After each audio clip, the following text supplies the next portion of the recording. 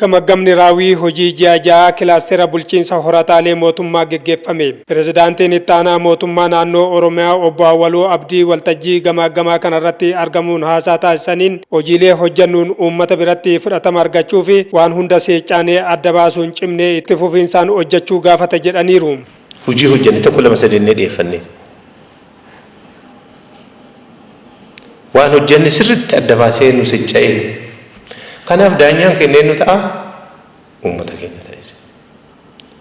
Kanaaf daanyaa biratti hojiin kee akka yoo xiqqaate madaala kaasuu danda'u hojiileen kilaasterri kun hojjetu hojiileen yeroo amma nu hafan kana keessa hojjennu baay'ee murteessaadha. Baay'ee murteessaadha jechuudha. Isa keessaa inni tokkoffaan hojii kenni tajaajilaati. Kenni tajaajilaa kenna maal fakkaata? Akkamiin nama simachaa jirra? Akkamiin nama dhaggeeffataa irraa guyyaa dhibbaa akkamiin kabajaa irraa tajaajilli iddoo tokko initiatiiv mootummaan kennu muummee ministeeraa baasee gadi buuse keessattuu giddu galoonni tajaajila masoobii jennu akkamitti maal hojjechaa jiru reeliin maal mata keenya irraa haqaa jiru ammallee nama deddeebisaa jiru moo harka keessa nama laalaa jiru moo maal irra jiru jedhu sirriitti ilaallee yeroo itti bu'uuraan dubbii kana jijjiirru ta'ama jechuudha. Paartiin kennallee rakkoolee gurguddoo hiikuu qabna jedhamee addaan bahee keessaa tokko kana waan ta'eef. Kenna tajaajila hawaasa kennaa fooyyessu. Kuni kan hawaasittuu fi kenninu qofaa miti. Sadarkaa biiroolee birootti maal fakkaata? Jennee yeroo itti teennee ilaallee dafnee bu'uuraan dubbii kana jijjiiruu qabnudha. Kenna tajaajilaa kenna. Waajjiraalee hunda keessatti tajaajila bishaanii, tajaajila ibsaa, tajaajila mana qopheessaa, tajaajila haqaa abbootii alangaa, mana murtii, biiroo lafaa, investimentii, daldala, geejjiba. Iddootti tajaajilli mootummaa kennamu hundatti tajaajilli kenna maal fakkaata?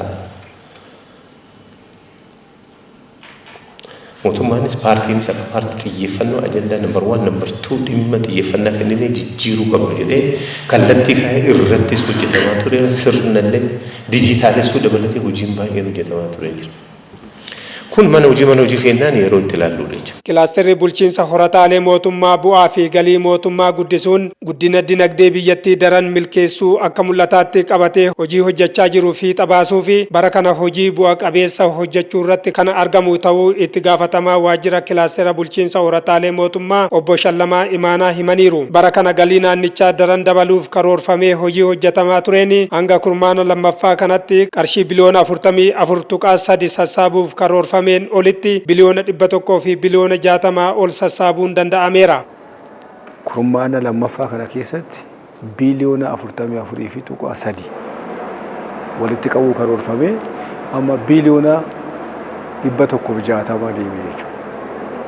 Biliyoona 160 jechuun bara darbe faana yeroona wal bira qabnee innaa laallu garaagarummaa biliyoona 102 qaba jechuudha. Kun maal inni yeroodhaa gara yerootti galiin mootummaa dabalaa deemu waan nama agarsiisu jechuudha. Galiin mootummaa dabaluun isaa immoo keessatti haaluma sanaan maaltu dhufaa jira?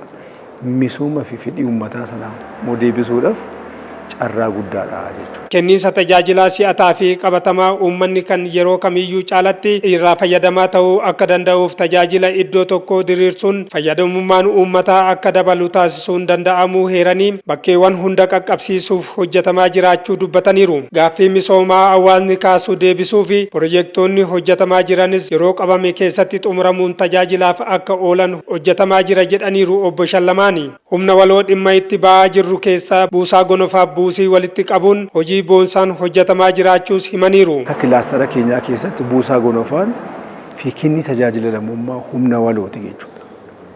Jijjiirama kana keessatti inisheetiivii mootummaan jijjiirama dinagdee naannoo keenyatti ittiin fiduu danda'u baasii mootummaa yookiin karoora baajata mootummaa qofaadhaan akka hin danda'amneef sun ta'in hirmaannaa uummataatiin ta'uu qaba.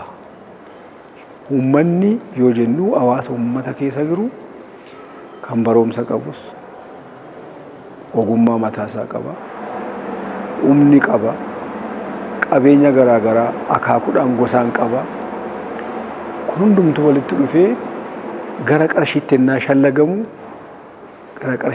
shallagamu humni, ogummaan, arjoominni yookiin immoo tolli gosa akaakuudhaan godhamu. Kana yoo jennu namni horii kenna, horii gaafaa kenna, akkasumas immoo farda kenna, re'ee kenna, gaala kenna, midhaan kenna, qabeenya biroos hin kenna, maallaqa callaa kenna, ogummaadhaan deeggaraa. Kun hundumtuu walitti dhufee akka naannoo keenyatti bu'a qabeessummaa mootummaa dabaluudhaaf, galii mootummaa dabaluudhaaf hanga biliyoona 300 fi biliyoona 60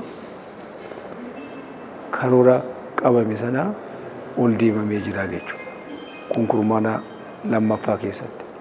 Kana yoo jennu gamalinni humni waloo jennu sun hojii qabatamaadhaan mul'ataa jiraachuu waan nama agarsiisu qaba jechuudha. Kenna tajaajilaa fooyyessuuf hojiin hojjetame fooyya'aa ta'us ammallee daandiin dheeraan waan hafuuf daran irratti hojjechuu kan gaafatu ta'uu dubbataniiru.